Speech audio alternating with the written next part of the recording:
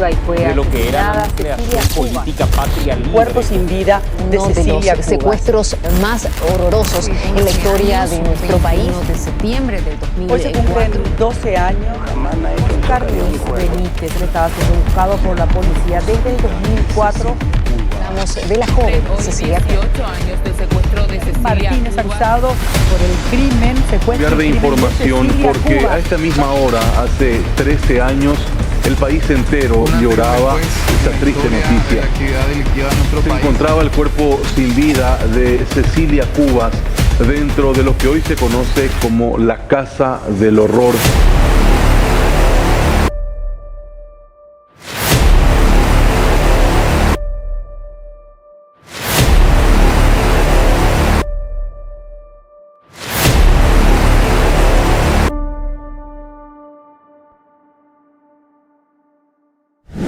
Raúl Cubas Grau llegó al poder en 1998 en un país profundamente dividido.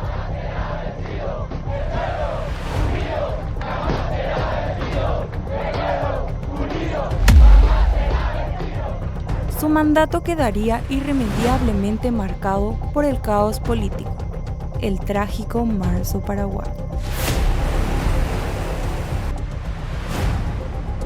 Tras el asesinato de su vicepresidente, Luis María Argaña, y la brutal represión en las calles, Cubas se vio acorralado, renunció a la presidencia y huyó a Brasil.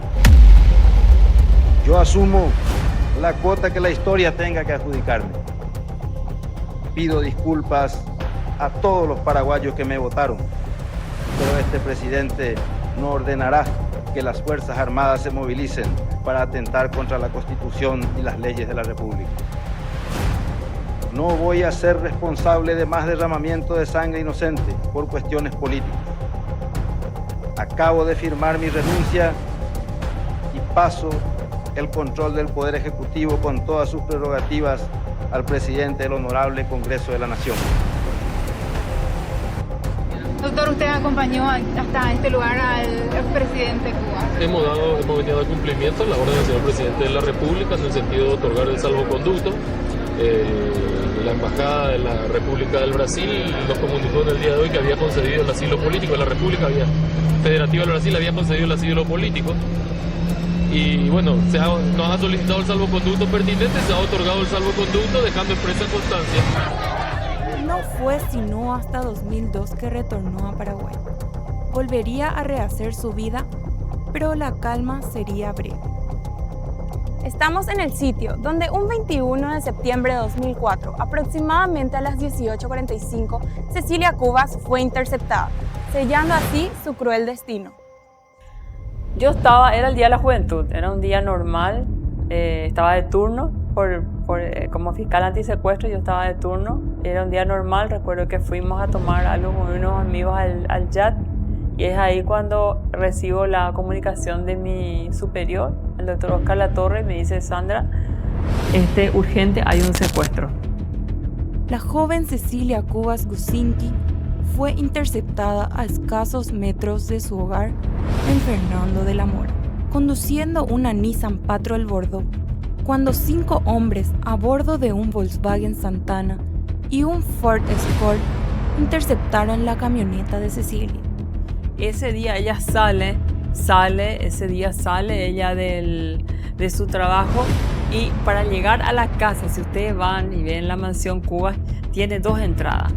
La entrada que utilizó su mamá, y Cecilia siguió derecho para entrar por la otra entrada.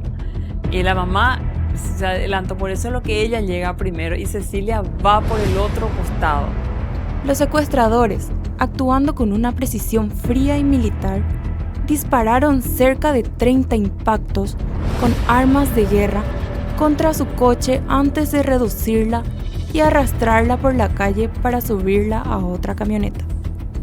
Y es cuando ahí uno de ellos, con un arma, va directo, le juegan exactamente las ruedas, todo, no le juegan al cuerpo de Cecilia, porque lo que digo, ellos querían vivo.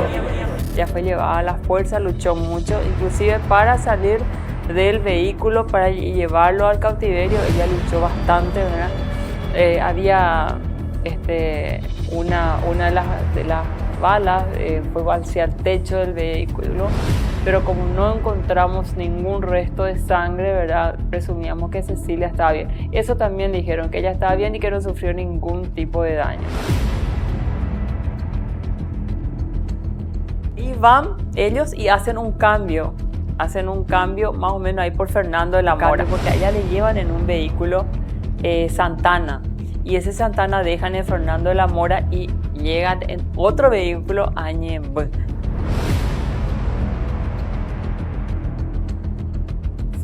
Porque se tuvo claramente que era un secuestro a los pocos minutos, porque hubo un llamado, una hora después aproximadamente ya se le llamó a la familia a través de la línea baja y le dijeron que nosotros lo tenemos a Cecilia. Y esto es un secuestro, seguiremos llamando. Así comenzó el contacto y las tratativas para la liberación. La familia, desesperada, intentó cumplir las exigencias y el rescate fue pagado. Sin embargo, las llamadas cesaron. Ellos se comunicaban a través dejaban diferentes mensajes, decían CO1. Resulta ser que la organización criminal que hoy es conocido como Ejército del Pueblo Paraguayo, en ese momento no se le llamaba así, en ese momento era el brazo armado de un partido político, Patria Libre. Bueno, empezó como movimiento de izquierda incluso durante la dictadura, ¿verdad? O sea, tenía otros nombres, el Movimiento Democrático Popular, que se originó con un grupo de estudiantes que habían estado en la movilización de los médicos y trabajadores de clínicas. A partir de ahí se armó un grupo que intentaba crear un partido político de izquierda.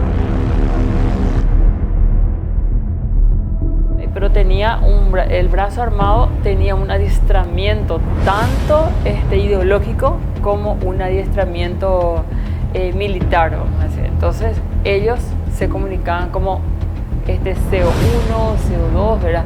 Enviaban pequeñas esquelas, también usaban correo, y ahí viene el primer error de ellos.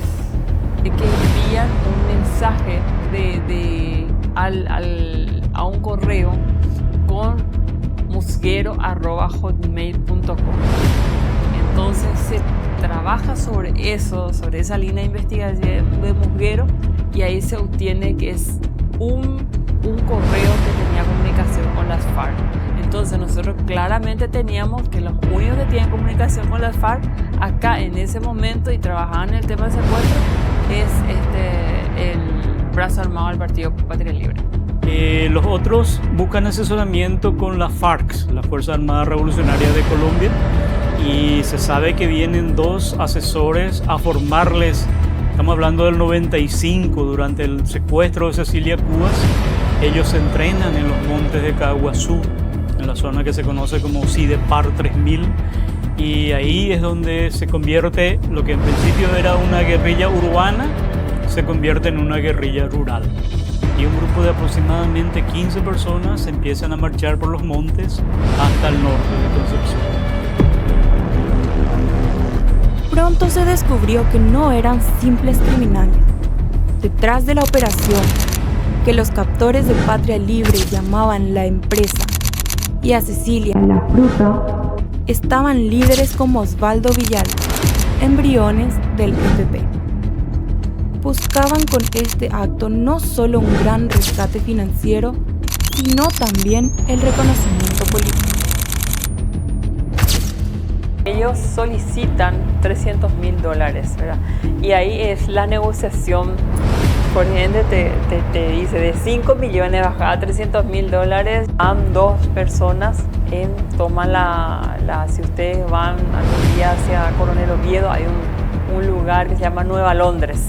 A ellos van indicando, y esos mismos números también van conectados con los números que ya se tenía del lugar donde se le capturó a Cecilia. Ahí ellos entregan los $300.000 a 2 personas que estaban en moto.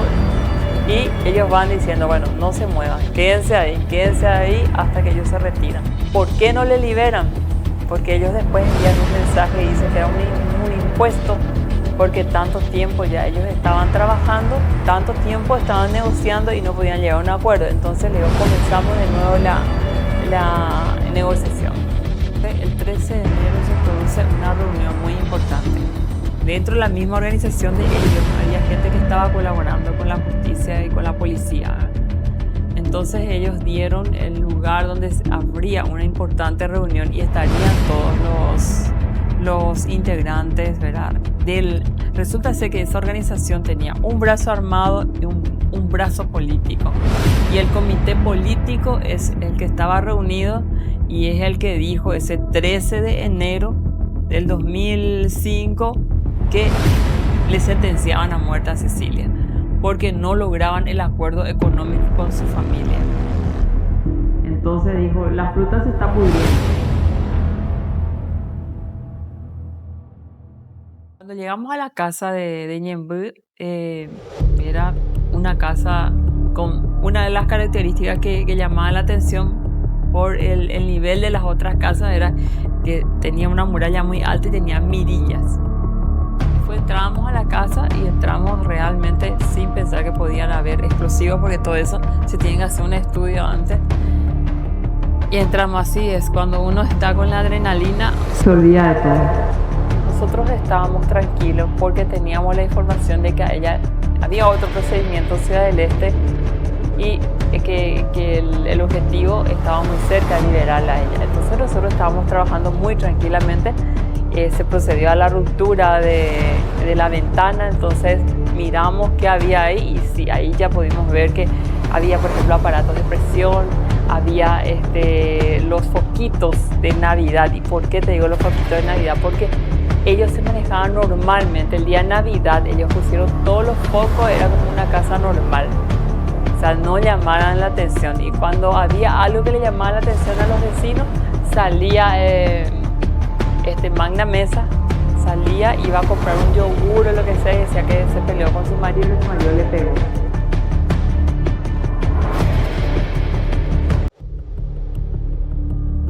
Cuando llegamos ahí, recolectamos todas las evidencias, abrimos toda la casa. Ahí se encontró la escritura, estaba a nombre de un indígena, Emiliano Rojas. Ese indígena ordené yo inmediatamente su detención, pero él vino a comentar cómo él se fue a comprar galletas y dejó en la casa a uno de las personas involucradas en el secuestro su cédula.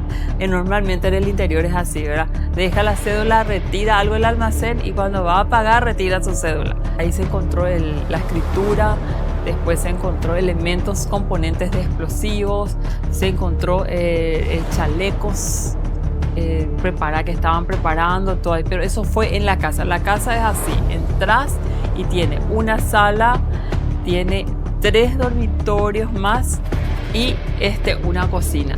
Y en una de las piezas sí pudimos ver que tenía un hule negro. Y ese es el lugar donde estaba ella durante su cautiverio. Porque ella no podía distinguir el día y la noche.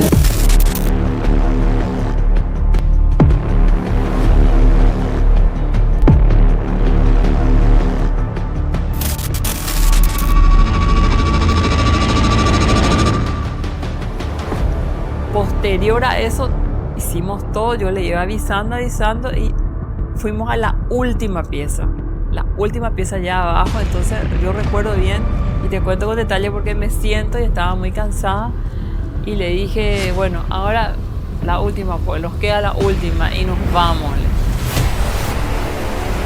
Cuando llegaron allá al fondo me avisan que había un túnel. Y le comunico al ministro del Interior, estoy en esta situación. Y me vuelven a decir, doctora, te quiero pedir un favor, me dice. ¿Podemos utilizar su procedimiento para que nosotros hagamos la liberación sin problema? Me dice. Sin problema. Entonces me envían toda la prensa a la casa de los...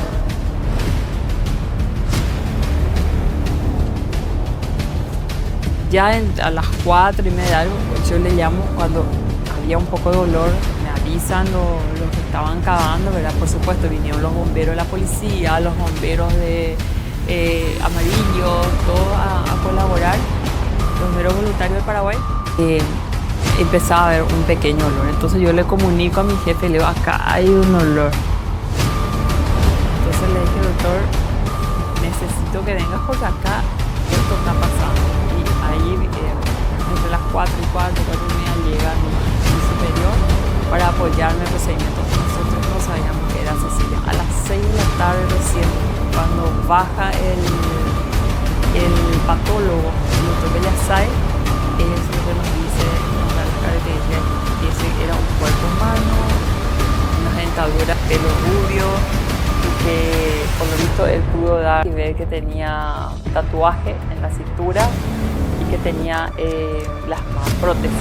Entonces ahí se tenían los primeros indicios, pero nosotros recién cuando en la morgue, ahí podíamos decir, esta es Cecilia, ¿verdad? Y ahí empezaban a llegar los familiares de ella.